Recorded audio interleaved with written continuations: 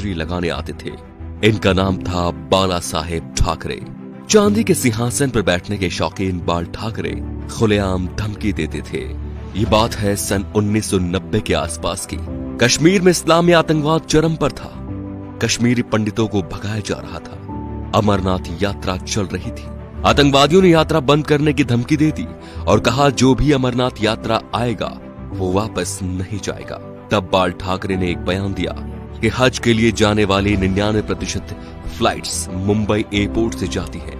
देखते हैं यहां से कोई यात्रा मक्का मदीना कैसी जाती है। अगले दिन ही अमरनाथ यात्रा शुरू हो गई। सन 1992 में बाबरी मस्जिद ढहा दी गई तो बाल ठाकरे आपकी अदालत शो में आए हुए थे। जब उनसे कहा गया कि सुना है ये काम शिव सैनिकों ने किया है, तो वे बोले यदि ये काम शिव सैनिकों ने किया है तो ये गर्व की बात है। बाल ठाकरे का बचपन का नाम था बाल केशव ठाकरे, जो वक्त के साथ साथ बाला साहेब ठाकरे बन गया। 1980 के दशक में बाला साहेब ठाकरे ने मुसलमानों के बारे में कहा कि ये कैंसर की तरह फैल रहे हैं और देश को इनसे बचना चाहिए। 1950 के आसपास टाइम्स ऑफ इंडिया के संडे एडिशन में इन्हीं के कार्टून छपते थे। इन्होंने 1960 में ये नौकरी छोड़ दी थी। बाल ठाकरे को हिंदू हृदय सम्राट कहा जाता था। उनका मोदी की तरह बिना देखे भाषण देना लोगों के मन को भा गया। उन्हें सुनने के लिए लाखों की भीड़ एकजुट हो गई थी।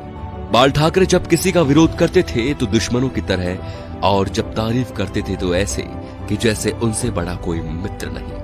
19 जून 1966 को बाल ठाकरे ने शिवाजी पार्क में नारियल फोड़कर अपने दोस्तों के साथ पार्टी बनाई, शिवसेना, जो आज भी चल रही है।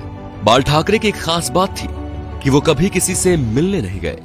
बड़े बड़े बॉलीवुड एक्टर बियर पीने और उनसे मिलने उनके घर आते थे, जैसे नरेंद्र मोदी, माइकल जैक्सन। बाल ठाकरे के कुछ स्पेशल शौक थे, सिगार, व्हाइट वाइन एक्सेट्रा। ज्यादातर लोग फोटो या इंटरव्यू में उनके हाथ में पाइप या सिगार होती थी।